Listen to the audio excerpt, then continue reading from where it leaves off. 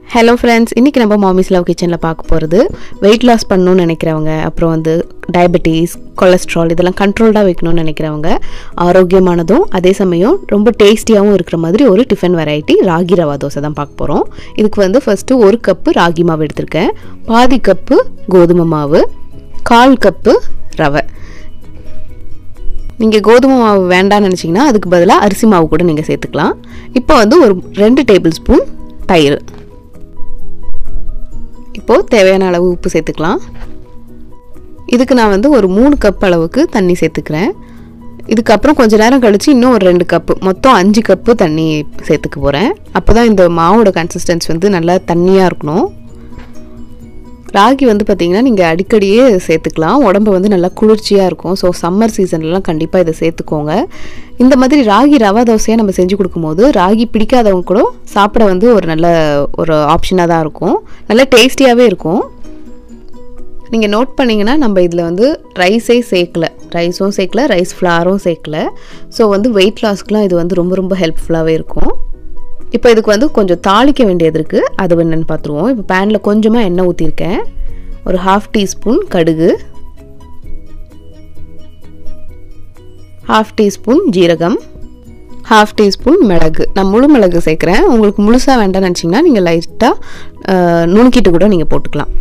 இப்போ இதுக்கு வந்து கொஞ்சமா கேரட் துருவி வச்சிருக்கேன், பச்சை மிளகாய், இஞ்சி, வெங்காயம், கருவேப்பிலை.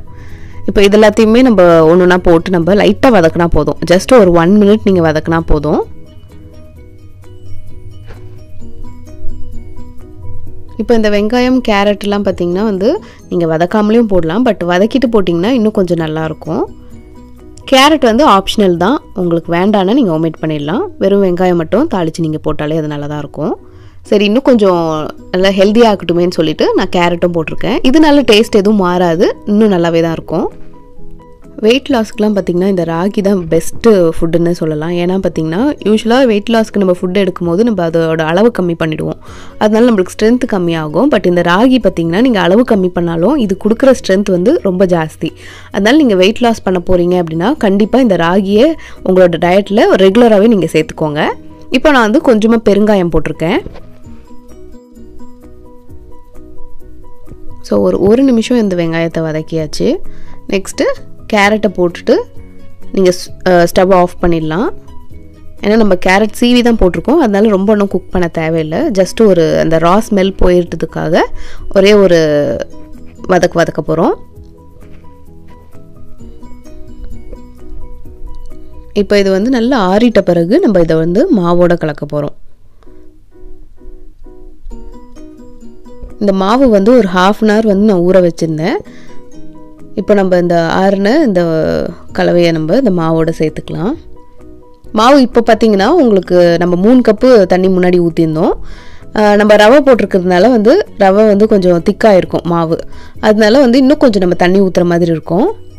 நான் வந்து இன்னும் ஒரு 2 இல்லை 2.5 கப் அளவுக்கு மொத்தம் பார்த்தீங்கன்னா 5 to 5.5 கப் அளவுக்கு தண்ணி நான் ஊற்றுறேன். நான் இந்த ராகி ரவா தோசைக்கு தேங்காய் சட்னி அப்புறம் கார சட்னிலாம் ரொம்ப நல்லாயிருக்கும்.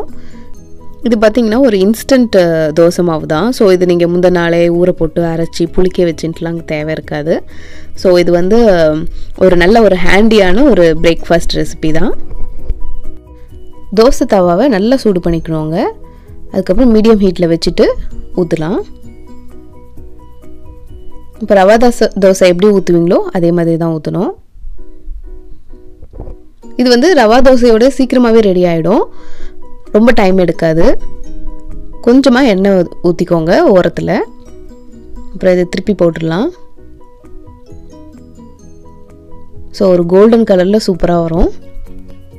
2 பக்கமே ஒரு 1.5 நிமிஷம் வேக வச்சா கரெக்டாக இருக்கும். இதே மாதிரி எல்லா தோசையும் நம்ம ரெடி பண்ணிக்கலாம். என்ன ஃப்ரெண்ட்ஸ், இந்த ரெசிபி உங்களுக்கு யூஸ்ஃபுல்லாக இருந்திருக்கும்னு நினைக்கிறேன். பிடிச்சிருந்துச்சுன்னா மறக்காமல் நம்ம சேனலை லைக் பண்ணுங்கள், ஷேர் பண்ணுங்கள், சப்ஸ்கிரைப் பண்ணுங்கள். இந்த மாதிரி இன்னொரு வீடியோவில் உங்களை சந்திக்கிறேன். நன்றி, வணக்கம்.